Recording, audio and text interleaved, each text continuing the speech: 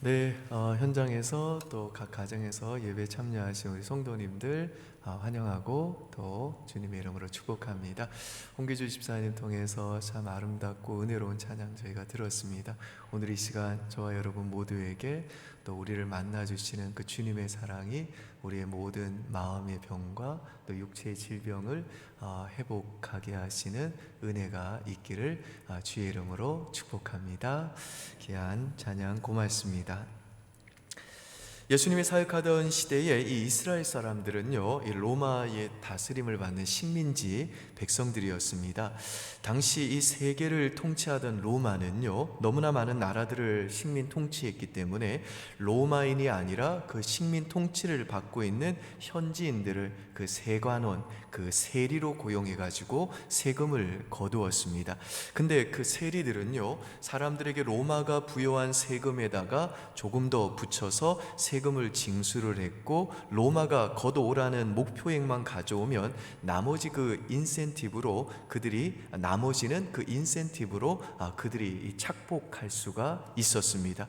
그래서 당시 사람들은 이 세리를 동족에게 폭리를 취하는 매국노다, 그리고 합법적인 강도다라고 부르면서 그들을 증오하고 미워하고 멸시했습니다. 오늘 본문에 보면 이 마테라고 하는 인물이 나오는데요, 이 사람의 직업이 바로 세리입니다. 이 마테라는 이름은 로마식 이름이고요, 유대식 이름은 레위입니다. 이 레위 마테라는 사람은 세리로서 돈을 많이 번 사람입니다. 그런데 오늘 본문에 보니까 예수님께서 이 마테를 찾아오셔서 나를 따르라고 말씀하니까 이 마테가 즉시로 일어나서 예수님을 따릅니다. 우리 9절 보실까요? 같이 읽습니다. 예수께서 그곳을 떠나 지나가시다가 마테라 하는 사람이 세관에 앉아 있는 것을 보시고 이르시되 나를 따르라 하시니 일어나 따르니라. 여기에서 지금 예수님이 세리 마테에게 나를 따르라고 하신 이 말씀은 예수님이 지금 이 세리 마테를 12제자 중에 한 명으로 부르셨다는 뜻입니다. 이 시간에는 이 본문이 주는 두 가지 교훈을 생각해 보고자 합니다. 첫 번째 본문이 주는 교훈은요, 예수님을 따르게 하는 것은 예수님의 계산하지 않는 사랑이라는 것입니다. 우리가 읽지는 않았습니다만은 오늘 본문 바로 앞에 나오는 1절로 8절 말씀에 보면요, 예수님이 마태를 부르시기 바로 전에 예수님이 중풍병자를 고치신 사건이 나옵니다. 그래서 9절에 보시면요, 예수께서 그곳을 떠나 지나가시다가 라고 했을 때 그곳이라는 말은 예수님이 중풍병자를 고쳐준 바로 이제 곳을 떠나 지나가시다가 이제 마태를 불렀다는 뜻입니다. 이 중풍병이 뭐냐면 이 오늘날로 하면 뇌경색이죠. 잘 아시는 대로 뇌경색은 한국인의 사망 원인 2입니다. 암 다음이 뇌경색이라고 그래요. 이처럼 뇌경색은요, 지금 의술로도 완치가 어려운 병이고 심지어 사람을 죽음에 이르게 할 수 있는 치명적인 병인데 예수님이 이 중병을 앓고 있는 사람을 고쳐 주신 것입니다. 그리고 예수님께서 그 중풍병자를 고쳐 주시니까 사람들이 예수님을 따르기 시작을 했습니다. 그야말로 지저스 크라이스트 슈퍼스타입니다. 8장에도 보시면 예수님은요, 각양각색의 병을 가진 자들을 고쳐 주셨고 심지어는 귀신 들린 자까지 고쳐 주셨습니다. 사람들이 그래서 예수님의 이름에 열광하기 시작했고 예수님을 따르는 사람들이 기하급수적으로 늘어나기 시작했던 것입니다. 그래서 정말 큰 무리들이요, 예수님이 어디를 가든지 따랐고 예수님이 무슨 말씀을 하든지 무슨 행동을 하든지 집중을 했습니다. 지금 같았으면 9시 뉴스에 예수님의 얼굴이 막 등장하기 시작을 하고 뉴욕타임즈나 르몽지의 표지 모델로 예수님을 실을 수 있는지에 대해서 제자들에게 기자들이 전화를 했을 겁니다. 사람들의 또 인스타그램에는요, 예수님 우리 동네 오셨네, 예수님께는 못 고칠 질병이 없네, 예수님 자비 뿜뿜 하면서 난리가 났을 겁니다. 그리고 사람들이 막 예수님 사진 찍고 동영상 찍어서 예수님 사역을 실어 나르고 예수님께 열광을 했을 겁니다. 그런데 그 슈퍼스타 예수님이 갑자기 세리마태에게 찾아오신 겁니다. 그리고 그 예수님의 뒤에는요, 예수님의 그 일거수일투족을 주목하는 무리들이 따르고 있었습니다. 그런데 여러분, 지금 이 예수님이 세리마태를 자신의 제자로 부르시는 이 사건은요, 예수님이 베드로를 자신의 제자로 부르신 사건과는 뉘앙스가 굉장히 다른 것입니다. 왜 그런가 하면 지금 예수님이 세리마태의 이 사무실 앞에 선 것은 비리 공무원이나 아니면 불법 사채업자의 사무실 앞에 온 것이나 마찬가지이기 때문에 그렇습니다. 이런 상황에서 지금 이 마태는요, 세리답게 본능적으로 계산을 했을 겁니다. 마태는 이 직업의 특성상 사람을 볼 때 계산을 하는 버릇이 있습니다. 세금을 매길 때나 사람을 만날 때나 기브 앤 테이크가 확실한 사람입니다. 그래서 지금 무리들과 함께 온 예수님이 자기 앞에 딱 서니까 마태의 머리가 하얘졌을 겁니다. 왜냐하면 당시 예수님에 대해서 이런 소문들이 팽배할 때이었기 때문에 그렇습니다. 예수님이 다음 총선에 나가신대, 예수님이 시장 선거에 출마하신대, 아니야, 예수님이 한방에 대선 뚫으신대, 그래서 예수님이 우리 민족을 로마의 압제로부터 자유케 하실 거래, 이런 소문이 빠르게 확산되던 시절이었습니다. 그러니까 머리 회전이 빠르고 동계산이 빠른 이 세리마태 입장에서는요, 지금 이 상황을 어떻게 해석을 했는가 하면, 저 사람이 바로 그 예수구나, 이제 저 예수라는 사람이 내 책상을 뒤엎겠구나, 그게 자기 지지율을 높이기 위해서 가장 확실한 방법이겠지. 그리고 나를 향해 로마의 앞잡이로 사는 너 비열한 마태야, 동족의 고열을 빨아 네 배를 채우는 그 삶이 부끄럽지도 않느냐 라고 나에게 외치면, 이제 저 예수와 함께 온 무리들이 안 그래도 날 증오하고 미워했는데 기회다 싶어서 폭동을 일으키겠지. 그러면 오늘 운 좋으면 내 책상이 뒤집히는 정도로만 끝나겠지만, 이거 분위기가 잘못되면 오늘 내가 저 성난 군중들한테 죽을 수도 있겠구나, 이렇게 막 계산이 되는 겁니다. 여러분, 그렇지 않겠습니까? 지금 사람들이 예수님에게 기대하고 있는 게 있잖아요. 그래서 로마의 앞잡이인 저 세리마태 같은 사람은 우리 동네에서 몰아냅시다, 공평과 정의와 심판이 무엇인지 오늘 이참에 이 사람에게 확실하게 우리들이 보여줍시다 라고 평소에 그 세리를 죽이고 싶었던 그 군중들이 이번 참에 민족의 매국노인 저 마태를 응징하고 싶지 않았겠습니까? 그러니까 세리마태의 마음에 이런 계산이 거듭될수록 그의 공포는 깊어져 가는 겁니다. 그런데 예수님은요, 무리들의 그런 기대와는 달리 세리마태에게 뭐라고 얘기를 하냐면, 나를 따르라 고 말씀합니다. 나를 따르라고 하는 이 말씀은요, 당시 스승이 가장 기대하는 제자를 부를 때 쓰는 표현입니다. 그러니까 예수님은 지금 사람들 앞에서 모두가 다 바퀴벌레 보듯 혐오하고 싫어하는 이 세리마태의 가치를 인정하시고 자신의 12 제자 중에 한 명으로 캐스팅을 하고 계시는 겁니다. 여러분, 이렇게 되면요, 지금 예수님의 주가가 오를 대로 올랐는데 일순간에 폭락하게 되는 겁니다. 예수님은 정말 많은 사람들에게 실망감을 안기면서 지지율이 급속하게 하락하게 되는 겁니다. 그래서 예수님을 따르는 무리들이 예수 저 사람 진짜 그렇게 안 봤는데 저렇게 어떻게 저런 세리한테 손을 내밀어, 저 예수도 결국 돈 있는 사람 좋아하네, 저 사람도 로마의 앞잡이 아니야? 예수도 결국 로마의 하수인 아니야? 예수가 지금까지 했던 거 다 사기 아니야? 쇼 아니야? 라고 웅성거렸을 겁니다. 그런데 바로 이런 이유 때문에 지금 이 세리마태는요, 자신의 그 계산기가 부서지는 경험을 하고 있는 겁니다. 아니, 이 예수라는 사람이 나에게 왜 이런 호의를 베풀어 주는 거지? 이 사람이 왜 사람들에게 이런 오해와 비난을 받아가면서까지 나를 자신의 제자로 부르시는 거지?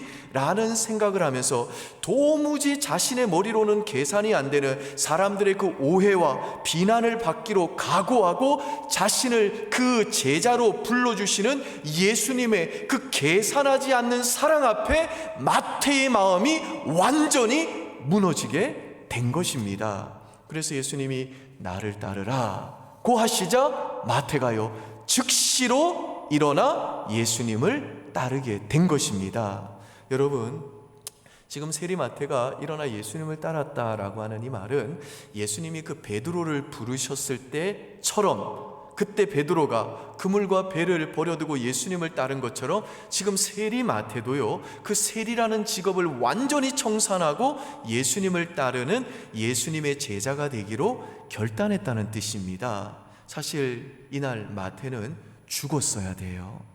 그냥 사람들에 의해서 짓밟히고 누가 죽였는지 모르게 로마 정부가 누가 살인범인지 측량할 수 없는 그 살인을 당할 수 있었던 겁니다. 실제로 이 당시에는요, 세리 한 명 죽어봐야 로마에 의해서 토사구팽이 되던 시대였습니다. 로마 정부 입장에서는 세리가 죽었으며 또 다른 세리를 세우면 되는 일입니다. 이처럼 로마는 세리의 생명을 중요한 걸로 생각하지 않았을 뿐만 아니라 이 폭동에 대해서는 이 폭동을 강경 진압했다가는 그 폭동이 심해질까봐 웬만한 폭동들은 눈 감아서 넘어가는 일들이 많았기 때문에 지금 세리마태가 두려워했던 것이 바로 이 민중의 폭동이었던 겁니다. 그런데 자기 인생이 지금 최악의 시나리오로 갈 수 있었던 그날 예수님의 그 호의와 은혜가 이 세리마태를 살린 겁니다.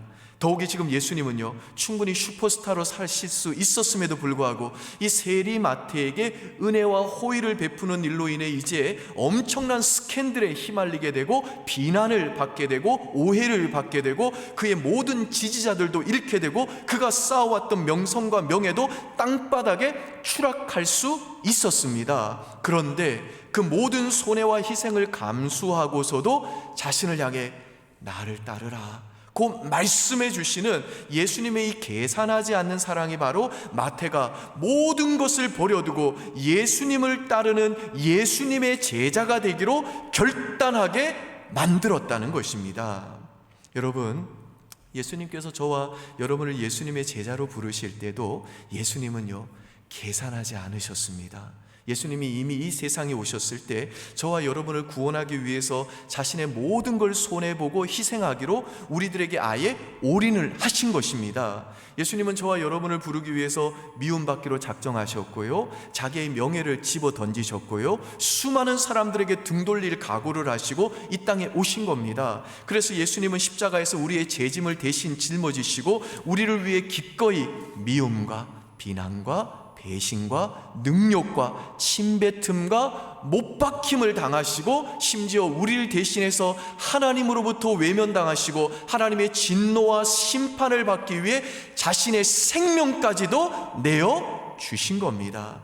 이 예수님의 계산하지 않는 사랑 때문에 우리도요, 마태처럼 지금 예수님 앞에서 마음이 무너진 것이고 지금 이렇게 예수님을 따르고 예수님을 배우고 예수님을 전하고 예수님을 닮아가는 예수님의 제자로 이 자리에 있는 겁니다. 아멘이신가요, 여러분? 아멘. 두 번째, 본문이 우리에게 주는 교훈은 예수님의 계산하지 않는 사랑이 우리를 예수님의 제자답게 변화시켜 간다는 것입니다. 여러분, 성경에 기록된 모든 명령에는요, 하나님의 약속이 담겨져 있습니다. 예컨대 너희는 항상 기뻐해라, 이것이 너희를 향한 나의 뜻이다 라고 할 때 이 명령은요, 내가 너희를 기쁘게 해줄 테니 나중에 기뻐하지 말고 이 약속을 믿고 오늘부터 미리 기뻐해라, 너에게 일어나는 모든 일은 내가 반드시 기쁨으로 바꾸어 줄 테니 너는 한두 가지가 아니고 한두 가지 가지고 기뻐하지 말고 정말 네 삶에 일어난 모든 일에 대해 기뻐해라. 네가 지금 겪는 그 모든 환경은 내 뜻을 이루어가는 과정이다. 내가 너를 통해 작정한 뜻을 반드시 이룰 것이다. 그러니 슬퍼 보인다고 당장 울지 말고 소망 가운데 오늘부터 지금부터 모든 일에 항상 기뻐해라 라고 하는 이 하나님의 약속이 너희는 항상 기뻐하라, 이것이 너희를 향한 나의 뜻이다 라고 하는 이 명령 속에 담겨져 있는 겁니다. 마찬가지로 지금 예수님이 세리마태에게 너는 나를 따르라 고 하신 이 명령은요, 너가 나를 따라오면 내가 나의 그 계산하지 않는 사랑으로 너를 끝까지 책임지고 반드시 너를 나의 제자답게 만들어 줄 것이다 라고 하는 예수님의 약속이 담겨져 있는 겁니다. 그래서 예수님께서 베드로를 자신의 제자로 부르셨을 때에도요, 이렇게 약속하시죠. 요한복음 1장 41절 42절 보실까요? 여러분이 한번 읽겠습니다. 시작.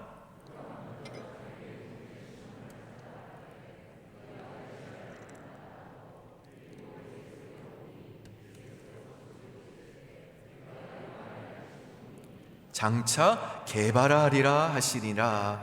여기에서 이 개바라고 하는 말은 베드로, 즉 반석이라는 뜻이죠. 우리가 잘 아는 대로 예수님의 이 약속의 말씀대로 베드로는요, 정말 초대교회의 기둥 같은 인물이 되고 초대교회의 반석 같은 인물이 됩니다.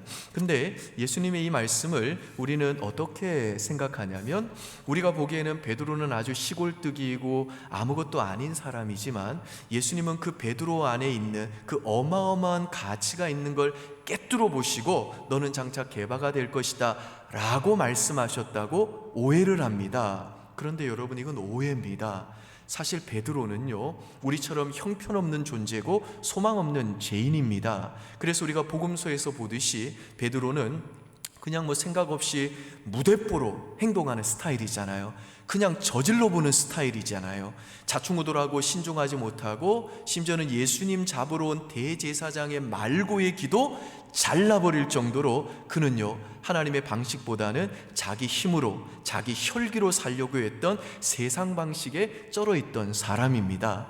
예수님이 잡히시던 밤에도요, 나는 절대 예수님 버리지 않겠습니다 라고 예수님 앞에서 호언장담하고 나서 예수님을 저주하고 배반했던 인물이 바로 베드로입니다.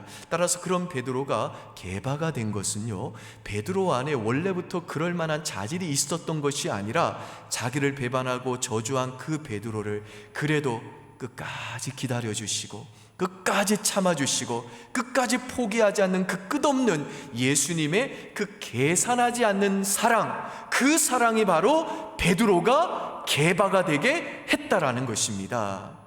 여러분, 세리 마태도 마찬가지입니다. 이 마태라는 사람은요, 나중에 마태복음을 집필을 하는데 이 마태복음은요, 이 사복음서 중에서도 구약의 예언을 가장 정확하게 인용하면서 예수님이 바로 구약 성경에 약속된 바로 그 메시아라는 사실을 선포함으로 구약과 신약을 이어주는 굉장히 중요한 책입니다. 그러니까 로마의 하수인으로 또 민족의 매국노로 그렇게 유대사에서 철저하게 멸시받고 돈을 위해서라면 자기 동족까지라도 등쳐먹을 정도로 계산적이었던, 그렇게 탐욕스러웠던 이 세리 마태를 예수님은요, 그분의 끝없는 그 계산하지 않는 사랑으로 결국 그를 예수님의 제자답게 변화시켜 주었다라는 것입니다. 그러니까 하나님의 은사와 부르심에는 후회하심이 없느니라는 이 말씀대로 예수님이 저와 여러분을 구원받은 하나님의 백성으로 예수의 제자로 부르셨으면요, 그것을 예수님은 절대로 후회하시거나 절대로 그것을 다시 되돌이키지 않는다는 겁니다. 예수님은 내가 널 불렀는데, 내가 널 구원했는데 넌 왜 그 모양이냐, 너 그렇게 살려고 내가 너 위해 죽은 줄 아느냐, 그렇게 하지 않으시고요, 예수님은요, 끝까지 우리들을 그 계산하지 않는 사랑으로 책임져 주시고 우리를 위해 부지런히 일하셔서 결국에는 우리들이 예수님 닮은 예수의 제자답게 변화시키고야 마신다는 것입니다. 그러므로 사랑하는 여러분, 저는 올 2022년 올 한 해에도요, 저와 여러분들에게 여전히 연약함과 못남과 실패와 넘어지짐이 있다 할지라도 예수님의 이 계산하지 않는 사랑 때문에 저와 여러분은 반드시 진정한 예수의 제자로 변하게 될 줄 믿습니다. 아멘. 자, 그렇다면 예수님의 계산 없는 사랑을 통해 예수님의 제자로 부름받은 우리들은요, 어떻게 살아야 될까요? 어떻게 사는 게 정말 예수의 제자답게 사는 삶일까요?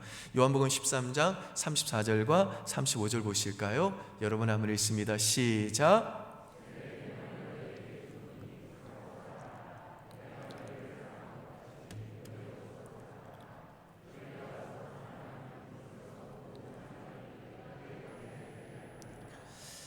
이게 무슨 말인가 하면 우리들이 정말 예수님의 그 계산하지 않는 사랑을 받으면 우리도 계산하지 않는 사랑으로 서로 사랑하게 될 것이고, 그러면 세상 사람들이 그렇게 계산하지 않는 사랑으로 서로 사랑하는 우리들을 보면서 저 사람들이 바로 예수님의 제자라구나 라는 사실을 알게 될 거라는 말입니다. 그리고 여기에서 이로써 모든 사람이 너희가 내 제자인 줄 알리라, 내 제자인 줄 알리라고 하는 이 말씀은요, 예수님의 제자인 우리가 계산하지 않는 사랑으로 서로 사랑하면 우리를 통해 세상 사람들이 저들의 주인인 예수라는 자는 저렇게 계산하지 않는 사랑으로 사람들을 사랑하는 세상의 구원자구나 라고 하는 걸 알게 된다라는 것입니다. 사진을 한번 보실까요? 이 사진에 나오는 분들 중에 제일 오른쪽에 있는 남자분이 진태현이라고 하는 배우고요, 중간에 있는 분은 박시연이라는 배우입니다. 요즘에는 TV에 잘 안 나오는 것 같은데, 이 두 사람은요 아주 신실한 크리스찬이에요.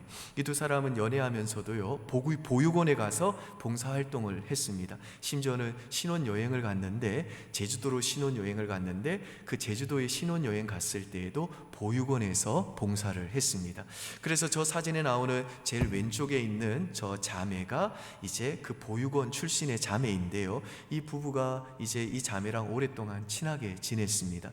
근데 보육원에서 자란 친구들은요, 만 18세가 되면 보육원을 무조건 나가야 됩니다. 나갈 때 한 500만 원을 정부에서 지원을 받습니다. 근데 그 애들이 그 돈을 가지고 하룻밤에 다 써버리는 방황하는 친구들도 있고요, 그리고 대학을 가면 기숙사에 들어가는 혜택이 있지만 대학을 가지 못하는 친구들은 굉장히 어려운 삶을 살아갑니다. 그리고 또 나쁜 부모는요, 보육원을 저렇게 맡겨놓고 이제 나올 때 되면 그 500만 원 받으려고 보육원 앞에 기다렸다가 500만 원을 갈취하는 그런 나쁜 부모도 있습니다. 저 사진에 나오는 저 자매도 이 부부랑 어릴 때부터 삼촌 이모 하면서 지내왔던 터라 서울에 오면 이 부부 집에 머물고 방학이 되면 같이 지내다가 이제 이 자매가 18세가 되자 보육원에 나오는 현실과 딱 맞닥뜨린 겁니다. 그러니까 이 부부가 이런 생각을 했다고 그래요. 왜 아이들만 입양하고 다 큰 애는 입양을 안 하지? 그런 생각을 한 겁니다. 지금 사진상으로는 이 부부가 굉장히 어려 보여서 나이 차이가 그렇게 안 나는 것 같습니다만은 실제로 이 부부와 또 이 자매는요 18살 한 19살 차이가 납니다. 아무튼 이 박시연이라는 여자 배우가 그런 얘기를 했다고 그래요. 20살이 돼도 부모가 있으면서 혼자 사는 것과 부모가 없이 혼자 사는 건 좀 다르다. 그리고 자기는 10살 때도 엄마가 필요했고 20살 때도 엄마가 필요하고 30살 때도 엄마가 필요하고 40살이 됐는데도 나는 엄마가 필요하다라는 거예요. 그래서 이 보육원 자매가 이 세상이라고 하는 허허벌판에 혼자 짐을 지고 사는 것보다 그래도 누군가가 버팀목이 되면 훨씬 더 좋지 않겠느냐 해서 20살이 다 된 이 자매를 이 부부가요 입양을 해서 이 자매가 지금은 이 부부의 딸로 살고 있어요. 이 자매의 대학 등록금과 생활비도 다 책임져 주고 있습니다. 이 자매 이름이 원래는 세연인데요, 이름을 다비다로 바꿨어요. 다비다가 누군지 아시죠? 사도행전에 나오는 과부죠. 근데 사도행전에 보면 이 다비다가 죽었는데, 이 다비다가 정말 구제와 봉사를 너무너무 많이 한 여인이었기 때문에 동네 사람들이 이 다비다를 너무 사랑했던 거예요. 그래서 이 다비다의 죽음을 너무너무 슬퍼하고 안타까워했습니다. 그래서 동네 사람들이 다비다라는 과부를 다시 살리고 싶어가지고 베드로 사도를 이웃 동네에서 초청해 와서 그 베드로의 기도를 통해서 이 다비다가 다시 살아납니다. 그러니까 이 자매가 자기 이름을 다비다로 바꾼 이유는 뭐냐면요, 자기도 다비다처럼 구제하고 봉사하는 일을 통해 자기가 이 양부모한테 받았던 그 계산하지 않는 사랑을 흘려보내는 삶을 살고 싶다는 거예요. 그래서 이 자매가 인터뷰에서 이렇게 얘기했어요. 내 인생이 어떻게 흘러가는지 잘 모르겠다. 근데 옛날에는 내가 내 인생이 어떻게 흘러가는지 모르겠다고 생각하면 불안했다는 겁니다. 근데 지금은 내 인생이 왜 이렇게 됐는지, 내가 왜 보육원에 보내졌고 내 부모는 왜 나를 보육원에 보냈고 그 부모는 지금 뭘 하고 있는지 나는 알지 못하겠고, 그래서 앞으로 내 인생의 미래가 어떻게 될지 모르겠지만 그래도 지금은 안정감이 있다라는 겁니다. 왜죠? 부모가 있기 때문이죠. 내가 실패해도 언제나 내가 돌아갈 수 있고 나를 계산하지 않는 사랑으로 책임져 주는 내 부모가 있다는 것과 부모가 없다는 것은 너무너무 다르다는 것입니다. 그러면서 나도 내 양부모님에게 많이 배우고 싶고 그분들을 닮고 싶고 나도 그렇게 살고 싶다라는 거예요. 그래서 내 양부모가 계산하지 않는 사랑으로 내가 가지고 있는 내 슬픔, 내 아픔, 내 외로움, 그래서 나 혼자 짊어지고 가야 되는 내 모든 인생의 어려움을 내 대신 져준 것처럼 나도 다른 사람에게 내가 거저받은 그 계산하지 않는 사랑을 흘려보내고 싶다라는 것입니다. 그러면서 이 자매가 뭐라고 얘기하냐면, 내가 이렇게 입양된 게 혹시나 다른 사람에게 돌아가야 되는 기회를 내가 뺏는 거면 어떡하나 하는 그런 미안한 마음이 든다 그랬어요. 참 마음이 아름답고 예쁜 자매죠. 여러분, 이 부부가 참 이 어려운 각박한 시대 가운데 이렇게 계산하지 않는 사랑을 이 자매에게 흘려 보낼 수 있는 이유가 뭘까요? 예수님께 그 계산하지 않는 사랑을 받았기 때문에 그런 겁니다. 작년에 우리 성도님 한 분이 저희 전도사님 통해서 1,000만 원을 저에게 보내주셨어요. 내용인즉슨 자기가 대학생 시절 때 교회로부터 등록금을 지원받은 그 사랑을 잊을 수가 없어서 자기가 어떻게 해서든지 그 빚진 마음으로 그 사랑을 좀 갖고 싶어서 이제 그 사랑을 흘려보내고 싶었다는 거예요. 그래서 결혼을 하고 나서 남편이 생활비를 주면 그걸요 몇 년 동안 아껴가지고 모았다는 거예요. 1,000만 원을 모았다는 거예요. 그래서 저희가 그분의 뜻을 따라서 이번에 나름의 기준을 세워가지고 청년부 우리 대학생들에게 장학금으로 그 돈을 흘려보내려고 합니다. 여러분, 결혼해가지고요 남편한테 생활비 받아서 1,000만 원 모으는 게 쉬운 일이 아니잖아요. 그리고 요즘같이 이렇게 힘들고 어려운 시기에 막상 그렇게 돈을 모았다고 해도요 딱 목돈이 생기면요 당장 돈이 필요한 곳에 쓰고 싶을 것이고 또 내 자식을 위해서 쓰고 싶은 마음이 들잖아요. 근데 이제 이분이 이런 결심을 하고 남편한테 자기가 이 돈을 그렇게 흘려보내려고 하는데 당신 생각은 어때? 그랬더니 부창부수하고 남편이 당신 어쩜 그렇게 귀한 생각을 했어? 너무 훌륭하다고 그렇게 하라고 격려해주고 응원해줘가지고 자기가 이렇게 기쁨으로 섬길 수 있게 됐다는 겁니다. 여러분, 저희 교회는요 이런 분들 말고도요 이런 분들이 정말 너무 많아요. 어떤 분은요 10년 동안을 먹고 싶은 거 안 먹고 사고 싶은 거 안 사고 그렇게 조금씩 모은 그 귀한 돈을요 오간족 선교센터 건축에 써달라고 보내주신 분도 계시고요, 정말 이름도 빛도 없이 그렇게 힘들고 고되게 번 돈을 영혼을 건지는 그 전도와 선교 사역을 위해서, 그리고 이웃을 섬기고 구제하는 일에 남모르게 헌신하는 분들이 정말 너무너무 많습니다. 여러분, 영끌이라도 해가지고 돈을 모을 정도로 돈이 최고고 돈이 우상이 된 이런 시대와 풍조 속에서도 이분들이 이렇게 계산하지 않는 이 사랑을 흘려보낼 수 있는 이유가 뭘까요? 예수님으로부터 그 계산하지 않는 사랑을 먼저 받았기 때문인 겁니다. 그래서 나도 그 계산하지 않는 사랑을 흘려보내고 싶은 겁니다. 요즘 저희가 축복 문학 신방을 하고 있죠. 이게 저희도 처음이라 이걸 처음에는 사실은 어떻게 해야 될지 몰랐어요. 우리 성도님들도 저희가 축복 문 앞 신방을 가니까요 어떻게 목사님을 문 앞에 세워두고 신방을 하느냐고 너무 이렇게 미안해하는 겁니다. 근데 그것도 잠깐뿐이고요 얼굴을 보는데 너무 반가운 거예요. 특별히 2년 동안 코로나 때문에 못 보신 우리 성도님도 보면요 이건 진짜 이산 가족 상봉인 거예요. 너무 반갑고 너무 즐겁고 또 그렇게 기도 제목을 잠시 나누고 2022년도 하나님이 저희에게 주셨던 그 축복의 말씀 민수기 6장 말씀으로 제가 정말 간절히 기도하면요 정말 하나님께서 그 기도를 받으시고 그 자리에 임재하시고 우리들을 축복하는 게 느껴지는 겁니다. 그리고 제가 요즘에는요 차를 타고 이렇게 가잖아요. 그러면 우리 성도님들이 사시는 아파트가 눈에 들어오고 주택이 눈에 들어오고 가게가 눈에 들어오고 사무실이 눈에 들어오면요 아버지 하나님, 저기가 우리 성도님들이 사시는 아파트입니다. 저기가 우리 성도님이 살고 있는 주택입니다. 저기가 우리 성도님들이 운영하는 가게입니다. 저기가 우리 성도님들이 운영하는 사무실입니다. 아버지 하나님, 우리 성도님들 저 가정과 삶의 터전에 복을 주시고 지켜주시고 그 얼굴을 비추사 은혜를 베풀어 주시고 그 얼굴을 향하여 드사 평강 주시옵소서라고 기도를 합니다. 근데 여러분, 제사장들이 이 축복 기도를 언제 했냐면요, 성막에서 제사를 드린 후에 했습니다. 그러니까 예수님께서 그 계산하지 않는 그 사랑으로 자신의 생명을 우리를 위해 내어주신 그 십자가 공로 때문에 하나님께서는요, 이 복을 우리들에게 은혜로 거저 부어 주신다는 겁니다. 그러니까 하나님이 우리들에게 이 복을 주시기를 너무너무 원하셔가지고 정말 계산하지 않는 사랑으로 그 아들의 생명을 우리를 위해 내어 주셨다라는 겁니다. 그래서 여러분, 저는요 정말 믿습니다. 제가 여러분의 가정과 여러분의 자녀들의 인생과 정말 여러분의 그 일터를 위해 이 말씀 붙들고 기도하면요, 반드시 하나님이 여러분들에게 복 주실 줄 믿습니다.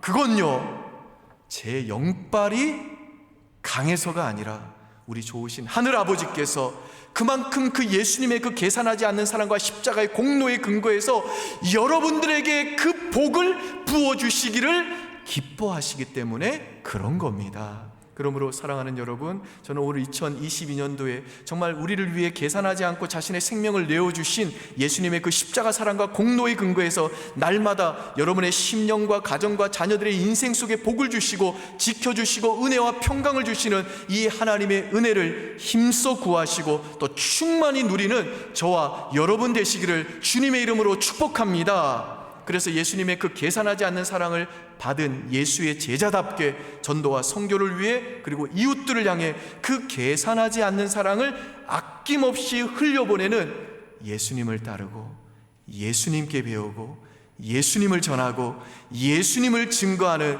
진정한 예수님의 증인으로 살아가는 저와 여러분 되시기를 주의 이름으로 축원드립니다. 아멘. 기도하겠습니다. 아버지, 우리에게 베푸신 예수님의 그 계산하지 않는 사랑 때문에 우리는 예수의 제자가 되었습니다.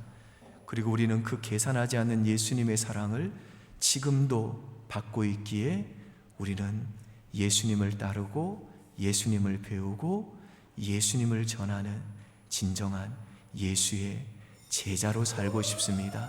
사랑하는 우리 모든 성도들, 올 한 해에는 이 예수님을 따르는 복된 인생 되도록 역사하여 주시고 날마다 예수님의 이 계산하지 않는 사랑을 누리게 하셔서 그 계산하지 않는 사랑을 또한 이웃들에게 선교와 전도를 위해서 흘려보내는 멋진 예수의 증인으로 살 수 있도록 은혜 내려 주시옵소서.